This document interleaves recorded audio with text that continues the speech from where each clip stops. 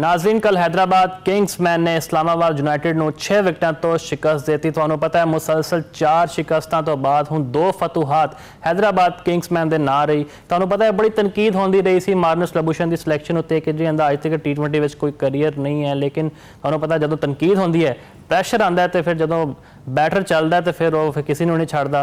कल लबूशन ने बड़े बेहतरीन अंदाज में कप्तानी की ते 61 रन की उन्होंने शानदार इनिंग्स भी खेड़ी। थोड़े थोड़ा स्टैट्स बारे दसीए तो पहला बैटिंग करते हैं इस्लामाबाद ने 153 रन बनाए ने।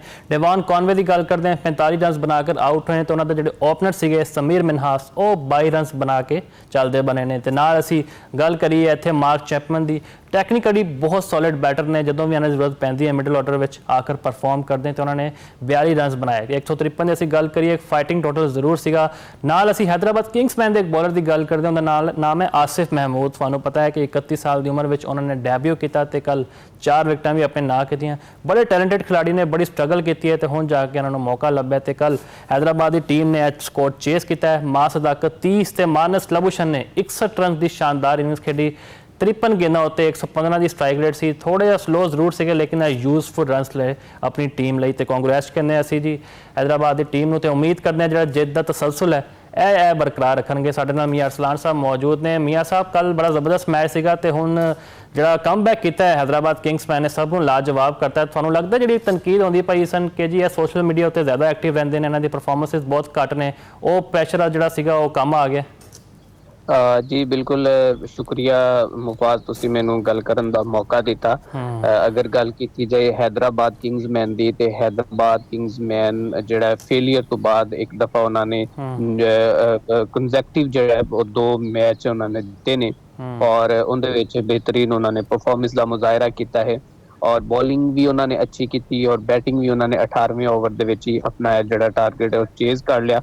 और फिर पहले मैच मैक्सवेल ते बड़ी तनकीद हो रही सी, और अहमद शहजाद और बाकी दीगर क्रिकेटर जिहड़े ने वो गल कर रहे सी कि जिहड़ा मैक्सवेल है, इन्होंने जो एक कोई भी प्लेयर जिहड़ा IPL दे विच अगर खरीदया नहीं जाता तो उन्होंने पाकिस्तान दे विच खरीद के PSL दे विच मतलब कि वो बुढ़ी घोड़ी लाल लगाम वाली मिसाल के जब फ्लॉप हो जाते हैं प्लेयर इधर। लेकिन मैक्सवेल ने दूसरे मैच विच बेहतरीन परफॉर्मेंस का मुजाहरा किया, और उन्हें दस्या कि मैं हाली तक भी अच्छी कारकर्दगी दिखा सकना। अगर गल की जाए हैदराबाद किंग्समैन के कैप्टन दी, ते लबूशन जिहड़ा है उन्हें बिल्कुल स्ट्राइक रेट उनका थोड़ा रहा, लेकिन उसके बावजूद उन्हें बेहतरीन इंपैक्टफुल इनिंग्स खेली और बेहतरीन तरीके नाल उन्हें अपनी टीम नूं जितवाया। लेकिन इत्थे अगर गल की जाए लबूशन दी, तो उनकी मैं थोड़ी जी कहांगा कि हाली तक भी उनदे विच कैप्टनसी दे विच ना कुछ गलतियां हैगियां ने। गलतियां किस तरह ने कि देखो, आसिफ महमूद जिहड़ा अपना पहला ओवर भी बड़ा बेहतरीन कर रहा है, जबकि दूसरा ओवर उन्हें तो तुहानूं पता है कि कमाल ही करता, और उन्हें रिकॉर्ड कायम कर दिते कि डेब्यू दे विच 21 ओवर दे विच उन्हें 4 विकटां लैके दस्या। और फिर उनकी बॉल, उनकी लेंथ, उनकी वेरिएशनस वो सारी उनकी डिफरेंट सन, और यह नहीं सी कि वो हवा दे विच ही जिवें तीर कहंदे ने वो गल नहीं सी। मुफाज उनकी बेहतरीन बॉलिंग सी, और उन्हें अपनियां जिहड़ियां 4 पहली डिलीवरियां सी उनकी बड़ियां डिफरेंट सन, उन्हें वेरिएशनस दे नाल जिहड़ा अपनी बॉलिंग की, और उन्हें दस्या कि भी मैं टैलेंटेड प्लेयर हैगा। जबकि उनकी अगर स्टोरी की गल की जाए तो उन्हें बड़ी स्ट्रगल करता रहा, फ्लॉप भी होया, लेकिन उसके बावजूद उसने अपनी कोशिश जिहड़ी जारी रखी, और आज अल्लाह ने उन्होंने PSL दे विच बड़ी इज्जत दे दी। तो मैं कहांगा कि लबूशन नूं चाहिदा सी कि इस तो पहले जिथे हुनैन नूं ने 4 ओवर करवा के 44 रन उन्होंने पै ने, उत्थे उन्होंने ओवर देना चाहिदा सी। पहले 2 उनके कोल 4 ओवर मुकम्मल कर, ठीक है। हुनैन अगर नहीं चल रहा सी, देखो ना यही एक कैप्टन का होंदा है कि वो मौजूदा हालात का फायदा उठाते हुए, ऐ नहीं कि अगर एक बॉलर इस तो पहले अच्छी जो कि कारकर्दगी दिखा रहा है, तो फिर वो साडे हारिस रऊफ तरह उन्होंने बाद ओवर दी जाओ तो फिर वो कुट खांदा जाए। तो गल ये कि भी उन्होंने इत्थे हुनैन नूं ओवर नहीं देना चाहिए सी, बल्कि उन्होंने आसिफ महमूद नूं देना चाहिए सी। इस तो अलावा भी इन्हां दे 1-2 ओवर होर पै सन, वो आई थिंक स्पिनर दे सन या फिर साइम अयूब दे, मैनूं याद नहीं, लेकिन वो भी उन्होंने 2 ओवर ना दे के गलती की। जद कि उन्हां दी जिहड़े इकोनॉमी रेट सी दा वो बड़ा जिहड़ा ना भी थोड़ा सी उहदे विच उन्हां दी एवरेज जिहड़ी सी बॉलिंग दी वो बेहतरीन सी, उसके बावजूद ਜਿਹੜਾ ਉਹਨਾਂ ਨੇ ਹਨੈਨ ਅੱਛਾ ਕੋਲ ਸਤਨਾਮ, ਵੀ ਜਿਵੇਂ ਓਵਰ ਤੁਸੀਂ ਗੱਲ ਕੀਤੀ ਹੈ ਆਸਟ੍ਰੇਲੀਅਨ ਪਲੇਅਰਸ ਦੀ ਕਿ IPL ਵਿੱਚ ਉਹਨਾਂ ਨੂੰ ਮੌਕਾ ਨਹੀਂ ਲੱਭਦਾ ਤੇ ਫਿਰ PSL ਖੇਡਣ ਆ ਜਾਂਦੇ। ਅਸੀਂ ਲਬੂਸ਼ਣ ਦੀ ਗੱਲ ਕਰੀ, ਉਹਨਾਂ ਨੇ ਕੱਲ 61 ਰਨਸ ਬਣਾਏ ਨੇ ਤੇ ਅਸੀਂ ਨਾਲ ਮੈਕਸਵੈਲ ਦਾ ਵੀ ਜੇ ਜ਼ਿਕਰ ਇੱਥੇ ਕਰੀ, ਉਹਨਾਂ ਨੇ ਵੀ ਕੱਲ ਬੜੇ ਜ਼ਬਰਦਸਤ 22 ਰਨਸ ਬਣਾਏ ਨੇ। ਤੇ ਇਹ ਵੀ ਕਿਹਾ ਜਾਂਦਾ ਨੇ ਕਿ ਆਸਟ੍ਰੇਲੀਆ ਦਾ ਸਫ਼ਰ ਕਰਕੇ ਪਾਕਿਸਤਾਨ ਆਉਣਾ ਥਕਾਵਟ ਤੇ ਹੁੰਦੀ ਹੈ, ਮੈਂਟਲੀ ਫਿਜ਼ੀਕਲੀ ਪਲੇਅਰ ਥੱਕ ਜਾਂਦਾ ਹੈ। ਇਹ ਵਜੂਹਾਤ ਵੀ ਹੋ ਸਕਦੀ ਹੈ, ਉਹਨਾਂ ਨੂੰ ਟਾਈਮ ਲੱਭਦਾ ਪਿਆ ਤੁਹਾਨੂੰ ਪਰਫਾਰਮ ਕਰੇ ਨੇ। ਉਹ ਵੀ ਹੋ ਸਕਦਾ ਹੈ, ਲੇਕਿਨ ਮੁਫਾਜ਼ ਦਰਅਸਲ ਗੱਲ ਹੈ ਕਿ ਨੋ ਡਾਊਟ ਕਿ ਮੈਕਸਵੈਲ ਇੱਕ ਵੱਡਾ ਖਿਲਾੜੀ, ਇੱਕ ਵੱਡੇ ਮੈਚ ਦਾ ਖਿਲਾੜੀ, ਔਰ ਉਹਦੀ ਅਫਗਾਨਿਸਤਾਨ ਦੀ ਇਨਿੰਗ ਜਿਹੜੀ ਸੀ ਉਹ ਤਾਰੀਖ ਵਿੱਚ ਲਿਖੀ ਜਾਏਗੀ।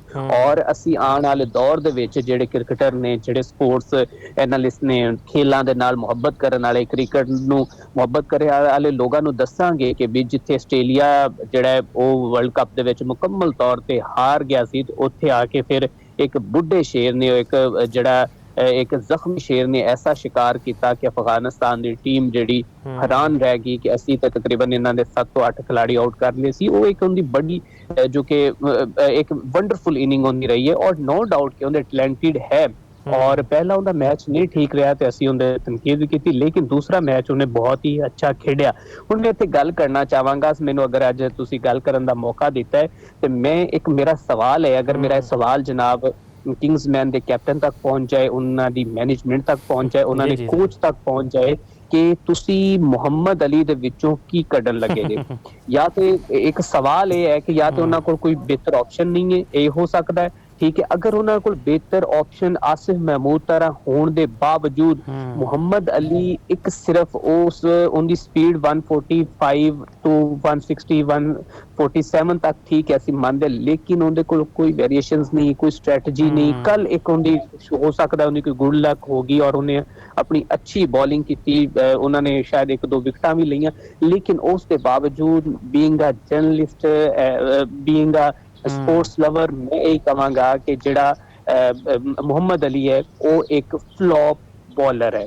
ਔਰ ਕਿੰਗਸਮੈਨ ਨੂੰ ਚਾਹੀਦਾ ਹੈ ਕਿ ਉਹ ਇੱਥੇ ਆਪਣੀ ਥੋੜੀ ਜਿਹੀ ਬਿਹਤਰੀਨ ਸਟ੍ਰੈਟਜੀ ਨੂੰ ਅਪਣਾਉਣ ਔਰ ਉਸ ਤੋਂ ਬਾਅਦ ਜਿਹੜਾ ਉਹ ਬਿਹਤਰੀਨ ਤਰੀਕੇ ਦੇ ਨਾਲ ਅਗਰ ਆਪਣੇ ਪਲੇਅਰਾਂ ਨੂੰ ਪਲੇਇੰਗ 11 ਖਿਲਾ ਰਹੇ ਨੇ, ਉਹਨਾਂ ਨੂੰ ਫਿਰ ਉਹਨਾਂ ਦੇ ਸੋਚ ਕੇ ਕਿਹੜੇ ਟਾਈਮ ਤੇ ਕਿਹਨੂੰ ਓਵਰ ਦੇਣਾ ਹੈ, ਕਿਸ ਤਰ੍ਹਾਂ ਸੀ ਚੱਲਣਾ ਹੈ, ਇਹ ਅਗਰ ਹੁੰਦਾ ਹੈ ਤਾਂ ਫਿਰ ਕਿੰਗਸਮੈਨ ਨੂੰ ਹੁਣ ਉਹਨਾਂ ਦੀ ਫਤਵਾਤ ਤੋਂ ਕੋਈ ਵੀ ਨਹੀਂ ਰੋਕ ਸਕਦਾ। ਔਰ ਮੁਹੰਮਦ ਅਲੀ ਦੀ ਜਗ੍ਹਾ ਤੇ ਅਗਰ ਇਹਨਾਂ ਕੋਲ ਰਿਪਲੇਸ ਹੈ ਤਾਂ ਇਹਨਾਂ ਨੂੰ ਲਾਜ਼ਮੀ ਕਰਨਾ ਚਾਹੀਦਾ। ਬਿਲਕੁਲ ਅਰਸਾਨ, ਫਲॉस ਨਜ਼ਰ ਆਏ ਨੇ ਸਾਨੂੰ ਲਬੂਸ਼ਨ ਦੀ ਕੈਪਟਨਸੀ ਵਿੱਚ 2 ਮੈਚ ਵਿੱਚ। ਅਸੀਂ ਇਹ ਨਹੀਂ ਡਿਸਾਈਡ ਕਰ ਸਕਦੇ ਕਿ ਜੀ ਉਹਨਾਂ ਨੇ ਬੜਾ ਮਾਰਕਾ ਮਾਰ ਲਿਆ। ਜਿਵੇਂ ਤੁਸੀਂ ਮੁਹੰਮਦ ਅਲੀ ਦੀ ਗੱਲ ਕੀਤੀ ਹੈ, ਇਹਨਾਂ ਨੂੰ ਕਿਹਾ ਜਾਂਦਾ ਕਿ ਭੱਜਦੇ ਹੋਏ ਸਪਿਨਰ ਹੈ ਤੇ ਇਹ ਮੌਕਾ ਪਹਿਲੇ ਮਿਲ ਜਾਣਾ ਚਾਹੀਦਾ ਸੀ ਆਸਿਫ ਮਹਿਮੂਦ ਨੂੰ, ਕਿਉਂਕਿ ਤੁਹਾਨੂੰ ਪਤਾ ਹੈ 31 ਸਾਲ ਇਹਨਾਂ ਦੀ ਉਮਰ ਹੋ ਗਈ ਹੈ ਤੇ ਟੈਲੈਂਟਡ ਬੋਲਰ ਵੀ ਨੇ। ਤੇ ਕੱਲ ਮੇਰੇ ਵੀ PCB ਦੇ ਜ਼ਰਾਏ ਨਾਲ ਗੱਲ ਹੋਈ, ਉਹਨਾਂ ਨੇ ਕਿਹਾ ਜੀ ਅਸੀਂ T20 ਦੀ ਉਹ ਟੀਮ ਤਿਆਰ ਕਰਾਂ ਜਿਹੜੇ ਅੰਡਰ 30 ਹੋਣ, ਯਾਨੀ 29 28 ਇਸ ਏਜ ਤੱਕ ਹੋਣ। ਤੇ ਵੈਸੇ ਤਾਂ ਇਹ ਫਿਰ ਮਤਲਬ ਏਜ 30+ ਇਹਨਾਂ ਦੀ ਹੋ ਗਈ ਤੇ ਇਹਨਾਂ ਨੂੰ ਹੁਣ ਮੌਕਾ ਲੱਭੇਗਾ ਇੰਟਰਨੈਸ਼ਨਲ ਕ੍ਰਿਕਟ ਵਿੱਚ, ਜਾਂ ਫਿਰ ਇਹ ਵੀ ਜ਼ਮਾਨ ਖਾਨ ਤਰ੍ਹਾਂ ਇਗਨੋਰ ਕਰਤੇ ਜਾਣਗੇ।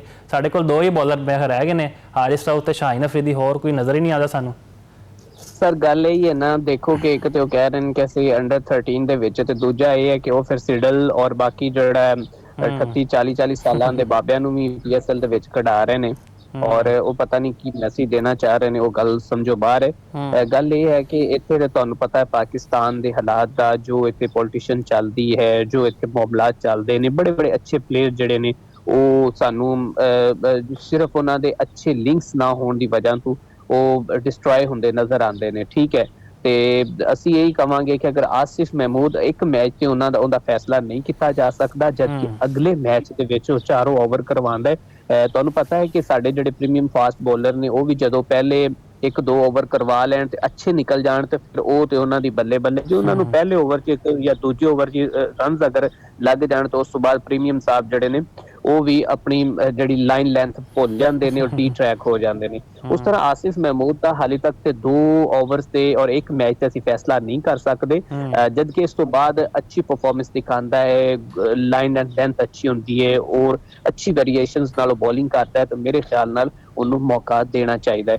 ਔਰ PSL ਦੇ ਵਿੱਚੋਂ ਸਾਨੂੰ ਮਾਸ ਸਦਾਕਤ ਔਰ ਉਸ ਤੋਂ ਬਾਅਦ ਜਿਹੜੇ ਸਮੀਰ ਮਨਾਸ, ਉਸ ਤੋਂ ਬਾਅਦ ਅਰਫਾਤ ਮਨਾਸ, ਔਰ ਸਾਨੂੰ ਅੱਛੇ ਜਿਹੜੇ ਟੈਲੈਂਟਡ ਬੱਚੇ ਦੇਖਣ ਨੂੰ ਮਿਲੇ ਨੇ ਔਰ ਸਾਨੂੰ ਉਹਨਾਂ ਤੇ ਵਰਕਿੰਗ ਕਰਨੀ ਚਾਹੀਦੀ ਔਰ T20 ਟੀਮ ਨੂੰ ਬਿਹਤਰੀਨ ਤਰੀਕੇ ਨਾਲ ਹੁਣ ਜਿਹੜਾ ਹੈ ਉਹ ਅੱਗੇ ਸਾਨੂੰ ਤਿਆਰ ਕਰਨਾ ਚਾਹੀਦਾ ਹੈ। ਬਿਲਕੁਲ ਜੀ, ਤਿਆਰ ਕਰਨਾ ਚਾਹੀਦਾ। ਅੱਗੇ 2027 ਦਾ ਵਰਲਡ ਕੱਪ ਆ ਰਿਹਾ ਸੀ। ਹੁਨੈਨ ਸ਼ਾਹ ਦੀ ਗੱਲ ਕਰੀਏ, ਆਕਿਫ ਜਾਵੇਦ ਜਾਂ ਫਿਰ ਆਸਿਮ ਮਹਿਮੂਦ, ਇਹ ਟੈਲੈਂਟਡ ਬੋਲਰ ਨੇ। ਹਰ ਕਿਸੇ ਦਾ ख्वाब ਹੁੰਦਾ ਹੈ ਪਾਕਿਸਤਾਨ ਲਈ ਖੇਡਣਾ। ਜੇ ਆਪਣੀ ਲਾਈਨ ਔਰ ਲੈਂਥ ਡਿਸਿਪਲਿਨ ਰੱਖਣਗੇ ਤਾਂ ਇਨਸ਼ਾਅੱਲਾ ਤਾਲਾ ਪਲੇਇੰਗ 11 ਵਿੱਚ ਵੀ ਸ਼ਾਮਿਲ ਹੋਣਗੇ। ਤੇ ਬਹੁਤ ਬਹੁਤ ਸ਼ੁਕਰੀਆ ਅਰਸਲਾਨ ਸਾਹਿਬ ਤੁਹਾਡੇ ਵਕਤ ਦਾ।